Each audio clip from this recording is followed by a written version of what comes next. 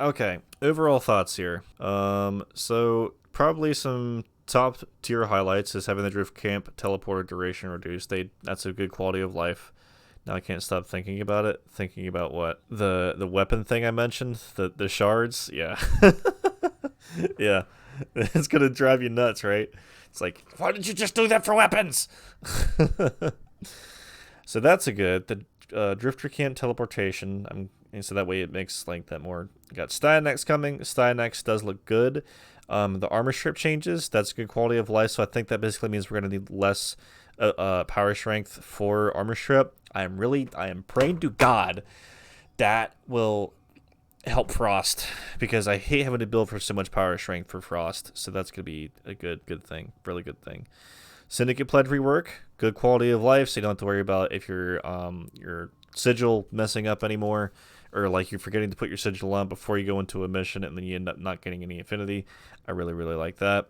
Starter frame rework, they only really talked about two things, and they said they're slightly increasing the volt the volt buff. I can understand why, because at a starter frame, unless you have like a good power strength mod, even with Intensify, you're actually not going that like extra high.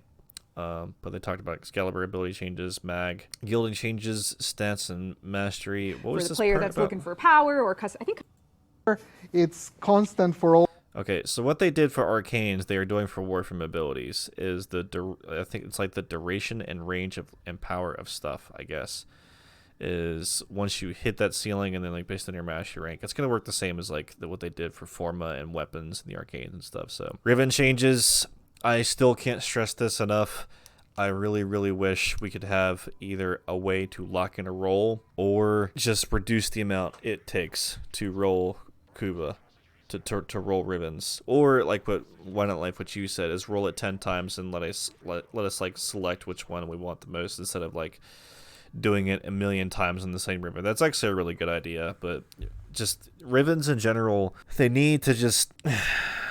It's like what we were saying about the shard. The shards making a difference. They should have done the shards for the weapons instead of. It's like unless you have a G roll for a really older crappy weapon, sometimes even a Riven still can't fix an older crappy weapon. You still have to like find some kind of way to compensate for like really low crit chance or really bad status chance. I honestly don't think majority of the community even likes Riven mods for that matter. A lot of content creators that I watch, they hate Rivens. They hate the concept of Rivens. They think it's just a really bad power creep. The market is always horrible. It's a toxic market as it is. I really hope at some point they make it to where we can lock in a roll, decrease the amount. This is the only change. Every time they talk about Rivens, this is the only thing that they have talked about is just capacity. It's always capacity. I don't know what Warframe forum threads they were going through or fucking scrolling through where people are constantly complaining, I don't have enough capacity. I don't have enough capacity. I'm running out of capacity too quickly. Well, fucking go to trade chat and flip shit. I don't know. For the casual gamer, I guess I get it. You gotta cater to everyone when it comes to games like these. Free to play kind of thing. As far as the AoE changes, I was constantly like saying like AoE, I think, probably still will be a very big part of Warframe, even with these changes, because he's making it sound primarily just like ammo. People are still going to use ammo pads. If he's planning on changing the other stuff when it comes to Prime Sure Footed, what I think, this was actually Kenjineer's idea, this is not my idea, but I think there should be a penalty if you shoot it too close. And I think what the penalty should be is each time you shoot that shot too close to yourself for a timer of, let's say, maybe 20 to 30 seconds, is you get like a damage stagger. When you hit yourself, even with Prime Sure Footed on, so because you already have that knockback and people don't have Prime Sure Footed, if you don't have that knockback, if you have Prime Sure Footed on, you get like a 2% damage stagger for each and every time. And that can stack up to, like, let's be fair here, like maybe 25 times. Because, I mean, can you take 25 shots within 20 seconds with an AoE weapon like a Zar or a Brahma? I think you can. There needs to be some kind of harder consequence of, like, just shooting at your feet. It makes you, like, be more careful when it comes to shooting the AoE weapon. I think the stagger mechanic is still fine if you're somebody who doesn't have Prime Sure-Footed, and you just put on a mod like regular Sure-Footed, you don't have the Prime variant. it's still just kind of the same thing. It's just punish the player for not being as careful with that AoE weapon. Still treat it as like you have an actual legitimate rocket launcher in your hands. Do a damage stagger or a health stagger or a shield stagger. Just kind of like we have the keys in the game. We have like the extinguished dragon key, the bleeding, the decaying. Yeah, like decreases your Warframe, dazes them for a while, maybe makes your little lurks as like a flashbang, but then there might be like epilepsy issues with that. That'd be the only kind of drawback, is if like like a slows us down, or if it kind of like messes with your depth perception or something like that. But I think I like the idea of a damage stagger. Each time you each shot you take too close to your foot, you get your damage reduced by like 2%, just with that weapon, not in general. If you want to switch over from your Brahma or your Zar, you can switch over to your Nucor or something else, because there's still weapons in the game like Tenet Cycron, Gaze, Kuba Nucor that are all still AoE, but still not as efficient as a Brahma or Zar. But I like damage stagger. We'll see where they go with that. That's where I talked about ammo changes, holster speed changes. That's going to help even faster Brahma Taker, and for vigorous swaps, that's actually kind of nice. Headshot damage changes. So they said for non-AoE weapons, the multiplier is changing from 2 times to 3 times. Great, good, I guess. So that means people are going to run for stuff like Condemn or Ensnare, any kind of CC ability, even though we have Everguard now, which makes those abilities useless on them. They can work on an Acolyte, but they can't work on an Xmas unit. That's just still... Overguard is still a bit meh, if you ask me. The Xmas changes I liked overall. It's just Overguard, I think making them immune to any form of CC other than a very select few. Like I think Shooting Gallery, and there's a couple others I can't name off the top of my head. That's great. So you might see people using Condemn more for better headshots with like non-AoE weapons. So the Firestorm and Fulmination changes I am not gripey about. I fully understand why they're doing it. I think the AoE nerfs need to happen. It's just to the degree that they do it even after Veilbreaker, they're probably taking more into account that. But I kind of like my idea and the damage of like in the concept of damage stagger. But Steel Path Void Fissures, these, unless a resource booster affects this to where you can get 2 Steel Essence per relic that you crack. I'm assuming that the Steel Essence that it says the relics contain 1 Steel Essence. I'm assuming that goes up the same concept as the Void Traces. It counts as kind of like a drop. But if they don't work for the 1 Steel Essence, there's no reason to do these. I don't think you're going to see anybody doing these unless you're in a 4-man squad where you're all running a ridiculously high damage Warframe, like a Gauze, a Mesa, a Saren with a lot of like with ability damage buffs and stuff like that. I don't really see people doing this. I don't see any, just plus 1 Steel Essence. That needs to be upped to 2 or to at least 3 for that to be worth it, because it's just the amount of time and effort that you're putting into each run. It's just, I would much rather run with my speedrun Titania or a Gauze or a Neja or a Volt or a Wukong, speeding through that, just cracking relics that way, than just for just one simple lousy Steel Essence. There needs to be more of a reward than that. I'm sorry, but one is not worth it to me. It looks like an end of mission reward. It says that the relics contain, so maybe it is yeah, I can see what you mean. If it contains it, that means you technically don't get it till the end of the mission. That's actually a good point, Bandit. Yeah, I want, this is the thing though. I want these. I don't just want Steel Path Fissures. I want Steel Path Arbitration Fissures. Get Vitus Essence, get Steel Essence, get Crack Your Relics, get Void Traces. I'm actually really surprised that they even said this. My ears kind of perked up when I was at work, and when I heard this, I was like, oh wait, shit, they're doing it. And then I saw the reward. I'm like, oh, okay. We'll see.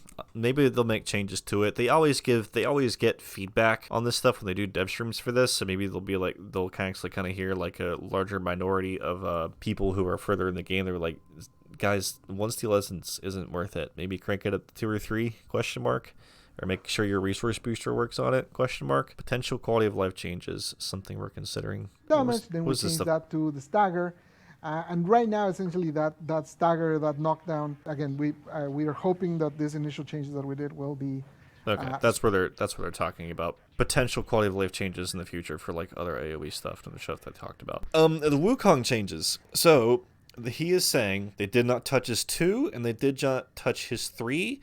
The only thing that's being touched is his clone, where his damage is being halved, and you have to mark targets to get that damage buff, and you have to share ammo. I personally never did this, and if this was the meta, was to just sit in one spot with the clone and just like let the clone do the work all day, I never did that. There's points where I like being lazy in Warframe, but I personally never did that. I know you can't base stuff off of personal experiences, but I legit never did that. I never freaking did that, dude. So I guess maybe a larger majority of people on PC maybe were doing that. I never saw it.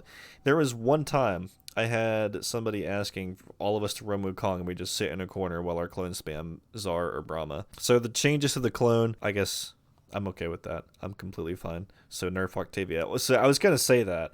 I was about to say, like, if you want to talk about complete idle gameplay with just occasional inputs, then that's definitely, something about Octavia, because Octavia, you just keep her abilities up, and you just, shoot enemies that don't shoot at the mallet or whatever. Changes to Wukong are fine. They said they're actually buffing his 4, not making any sort of changes to his passive, so he's still good.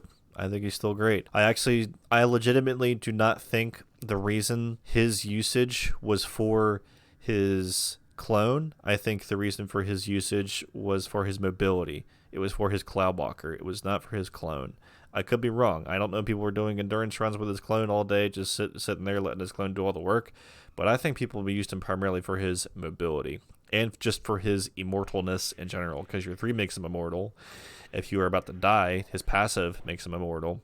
Cloudwalker makes him immortal. I'm okay with these changes because when I see it as personal perspective, that's one thing I never ask my viewers is like, why is Wukong your favorite? I guess that's one question I should ask people from now. It's like, why has Wukong been your favorite? I definitely don't think it's because of the clone. I think it's just because people like him because he's tanky and he's very simplistic to play. That's over the Wukong changes. Void Shell, not I really don't care much about. Call wants to have a customization. This does seem pretty cool. The thing about the Arcanes and the customization, that seems kind of neat. I don't care much about customization, but like each week you're bringing in. I don't hate. I dislike of how it's going to be once a week. I thought if it is once a week, maybe they just kind of threw these in last second, but if it is once a week, you need to change these. These rewards need to be different. A sortie could be done once a day, and then you have this with the guarantee reward is the Archon Shard, and like that's the big payback for it. I don't. There should be different rewards than this, and you have these modifiers here as well. I guess that's the one. This reward table needs to be completely redone. Why would you go through this hassle of the respawns and consumable stuff if it's literally just the same exact reward pool as a sortie? And it can only be done once a week. The big payoff is the shard, but that's it. That needs to be revised. And as far as what we can use for the shards, we were talking about that earlier. This system is cool. I like it, but our Warframes are fine. We have the invigoration system, we have the helmet system, we have Arcanes, we have our operator, we have focus. We don't need more ways to improve our freaking Warframes. We have enough. This shard system should have been for weapons. They really should have made these for non-AoE weapons. That would have been the better call for the system. We already have so many ways to make our Warframes insanely overpowered, especially in a group. Solo, you do have to compromise here and there for things. I hope I know I'm probably gonna be a vocal minority in this, but I know there's a couple of people, Why Not Life and Bandit, you guys agree with me on this. And anybody else in chat, if you guys agree with me on this, send some form of communication to DE saying that the Archon shards should have been for weapons. That would have been the way to properly balance older, lower tier, lower damage output weapons with the high damage AoE weapons. I think that would have properly balanced things out. They really, really, really should have done it for weapons. I think I actually will. Normally, I'm always passive about this. I'm just a lurker, like when it comes to this kind of stuff. But I think I might actually just as soon as they showed this and started talking about more power, I'm like, move it to the weapons, guys. We have over 500 weapons in this game. How many of them are in top tier usage? They're all AoE. Make the non-AoE weapons good with the Archon shards. I know a lot of people would argue, well, then you have to go through New War and Zarman and Veilbreaker to do this, and they only come once a week. Then just exponentially increase the amount of which shard can do. That's honestly a really simple fix. And they're gonna say, well, wouldn't that make some weapons that you get a god roll on and then get the Archon shard? Yes, but it's still a non-AoE weapon. It's still non-meta. And I think that would be a lot more fun and more versatile. You could make something even as ridiculous as a Mark 1 Brat or a Mark 1 Strun or a Mark 1 Kunai or a Mark 1 Bow. Ridiculously strong just for the fun of it. Just to say that you can. We can already do that with our Warframes. Let's do it for the non-AoE weapons. Warframe augment buffs. What was that about? I didn't hear about that. I believe stopping at Rhino, looking at a few. We'll do obviously a part 3, but we wanted to look at a few. You talked about armor changes in terms of stripping from enemies with abilities, so that's good. Artists, my friendly artists who came here.